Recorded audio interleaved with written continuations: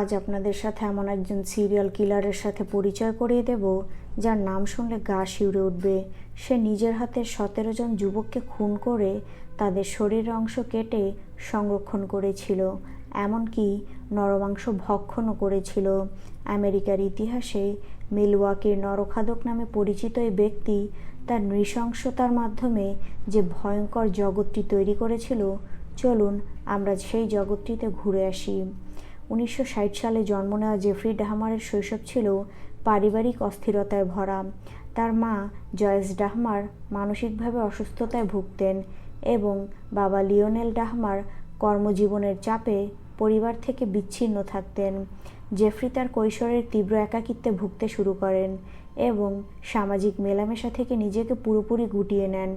1960 সালের 21শে মে মার্কিন যুক্তরাষ্ট্রের উইসকনসিন রাজ্যের মিলওয়াকিতে জন্মগ্রহণ করেন জেফ্রি ডাহমার। তিনি যে জীবনের শুরুটা স্বাভাবিকভাবে নিতে পারলেন না, তা পরবর্তীতে প্রমাণিত হয় তার অপরাধ কাণ্ডের মাধ্যমে। একজন সিরিয়াল কিলার হিসেবে তিনি ইতিহাসে কলঙ্কজনক নাম করে যান, যিনি 17 জন যুবককে হত্যা করেন।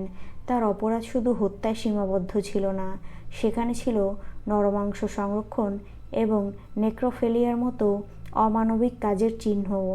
জেফ্রির প্রথম হত্যাকাণ্ড ঘটে 1978 সালে ওয়াহিওর বাথ টাউনশিপে, মাত্র 18 বছর বয়সে। এরপর সারা দশকে, বিশেষ করে 1987 থেকে 1991 সালের মধ্যে তিনি উইসকনসিনের মিলওয়াকি শহরে 15 জন বিশেষত দরিদ্র এবং বর্ণবাদে প্রান্তিকৃত আফ্রিকান আমেরিকান, এশিয়ান ও ল্যাটিনো তরুণদের হত্যা করেন।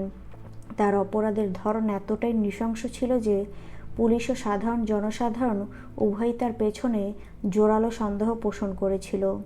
ডাহমারের হত্যার প্রধান পদ্ধতি ছিল শিকারকে ফ্ল্যাটে ডেকে আনা, নেশাদ্রব্য বা মদ খাইয়ে দুর্বল করে দেওয়া এবং তারপর শ্বাসরোধ করে হত্যা করা। এরপর সে মৃতদেহের সাথে বিকৃত কাজ করত এবং দেহাংশ সংরক্ষণ করে রাখত।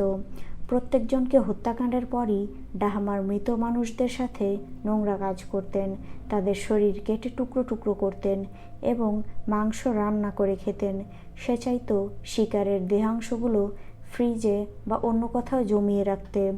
1991 সালের জুলাই মাসে শেষমেশ এমন একটা ঘটনা ঘটল যার ফলে ডাহমারের সব কাণ্ডকারখানা ফাঁস হয়ে গেল। ট্রেসি এডওয়ার্ডস নামে একজন শিকার কোনো মতে ডাহমারের ফ্ল্যাট থেকে পালিয়ে যেতে সক্ষম হন। তার হাতে তখনও হাতকড়া লাগানো ছিল। তিনি সঙ্গে সঙ্গে রাস্তায় 2 পুলিশ অফিসারকে থামিয়ে জানান যে জেফ্রি ডাহমার তাকে খুন করার চেষ্টা করেছে। পুলিশ তখন ডাহমারের অ্যাপার্টমেন্টে গিয়ে অভিযান চালায় এবং ফ্রিজ খুলে দেখল সেখানে মানুষের টুকরো টুকরো করা মাংস, কঙ্কাল এবং মাথা রাখা আছে। এই ভয়ানক জিনিসগুলো আবিষ্কার হওয়ার পর ডাহমারের অপরাধের তথ্য বাইরে বেরিয়ে আসে, যা জানার পর সাধারণ মানুষের মধ্যে ব্যাপক আতঙ্ক তৈরি হয়। ডাহমার শুধু একজন খুনিই ছিল না, সে ছিল নেক্রোফেলিয়া, অর্থাৎ মৃত মানুষের সঙ্গে নোংরা কাজ এবং নরমাংস ভক্ষণের মতো ভয়ানক অপরাধের এক জঘন্য চরিত্র। সে ভিকটিমদের মেরে তাদের শরীর কেটে টুকরো টুকরো করত। তার এই কাজগুলো সমাজে এক চরম বিকৃত মানসিকতার পরিচয় দেয়। ডাহমারের অপরাধের এই ভয়াবহতা পুলিশ, বিচারক এবং সাধারণ মানুষ সবার চোখ খুলে দিয়েছিল যে সিরিয়াল কিলারদের প্রকৃত রূপরেখা এবং তাদের নৃশংসতা আসলে কতটা ভয়ঙ্কর হতে পারে। ডাহমারের গ্রেপ্তার প্রক্রিয়া নিয়ে কিন্তু অনেক প্রশ্ন আছে। তদন্তকারী এবং সাধারণ মানুষ মনে করেন পুলিশ যদি আরও দ্রুত সচেতন হতো এবং ভালোভাবে ব্যাপারটা দেখত, তাহলে হয়তো আরও অনেক মানুষের জীবন বাঁচানো যেত। মিলওয়াকির সমাজ এ ব্যাপারে পুলিশের দুর্বল ব্যবস্থাপনার বিরুদ্ধে কঠোর সমালোচনা করেছিল। ডাহমারের অপরাধের তীব্রতা এতটাই ভয়ঙ্কর ছিল যে সিরিয়াল কিলিংয়ের ইতিহাসে এটি এক গভীর দাগ কেটে দিয়েছে। গ্রেফতারের পর ডাহমার প্রথম দিকে নিজের দোষ স্বীকার করতে চাননি, কিন্তু পরে তিনি সব স্বীকার করেন। 1992 সালে তার বিচার শুরু হয়। আদালতে দীর্ঘ শুনানি শেষে তাকে পরপর 15টি কেসে 15 বার যাবজ্জীবন কারাদণ্ড দেওয়া হয়।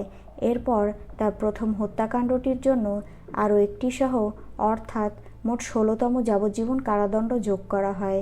এই পুরো সময়টার বিচার প্রক্রিয়া এবং স্থানীয় পুলিশের ভূমিকা নিয়ে বিশাল সমালোচনা ও বিতর্ক তৈরি হয়েছিল। অনেকেই প্রশ্ন তুলেছিলেন, ডাহমার এত বছর ধরে এতগুলো খুন করে গেল, অথচ পুলিশ কেন সময় মতো ধরতে পারল না?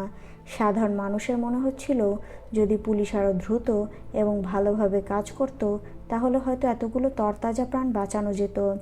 ডাহমারকে পোর্টেজের কলম্বিয়া সংশোধনাগারে রাখা হতো, যেখানে তাকে অন্যান্য বন্দীদের থেকে আলাদা করা হয়েছিল। প্রতিনিয়ত তাকেও নিরাপত্তা দেওয়া হতো, কিন্তু তিনি এতটাই অনধিকার চরম অপরাধী ছিলেন যে তার সঙ্গে বন্দীদের মাঝে মাঝে উত্তেজনা সৃষ্টি হতো। জেফ্রি ডাহমারের অপরাধগুলো বিস্তারিতভাবে বিশ্লেষণ করলে বোঝা যায় যে তার মানসিক অবস্থার অনেক সমস্যা ছিল। বিভিন্ন মানসিক পরীক্ষা থেকে প্রমাণ হয় যে তার মধ্যে নেক্রোফেলিয়া এবং সাইকোপ্যাথিকের প্রবণতা ছিল। এই কারণেই তার করা খুনগুলো এত ভয়াবহ আর নৃশংস রূপ নিয়েছিল যে 1992 সালে যখন তার বিচার হয়, তখন বিচারক এবং জুরি কিন্তু তাকে মোটেই পাগল বলে স্বীকৃতি দেননি। তারা এই সিদ্ধান্তে আসেন যে ডাহমার সম্পূর্ণ সচেতন ছিলেন এবং পরিকল্পনা করে অপরাধগুলো সংঘটিত করেছেন। তাই তাকে মানসিক রোগী হিসেবে না দেখে একজন সম্পূর্ণ সচেতন অপরাধী হিসেবেই শাস্তি দেওয়া হয়। 1994 সালের 28শে নভেম্বর কারাগারে একটি ভয়াবহ ঘটনা ঘটে।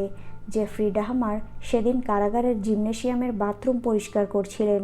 তার সাথে ছিল আরও 2 বন্দী, যাদের মধ্যে একজন ছিল ক্রিস্টোফার স্কারভার। স্কারভার ডাহমারের নৃশংস অপরাধগুলোকে মোটেও মেনে নিতে পারত না, বরং সে প্রচণ্ড বিরক্ত ছিল। কাজ করার সময় স্কারভার ডাহমারের ওপর নিষ্ঠুরভাবে হামলা চালায়। ভয়াবহ আঘাতের কারণে 34 বছরী ডাহমার কয়েক ঘন্টা পর মারা যান। একই আক্রমণে স্কারভার জেসি অ্যান্ডারসন নামে অন্য একজন বন্দীকেও মেরে ফেলে।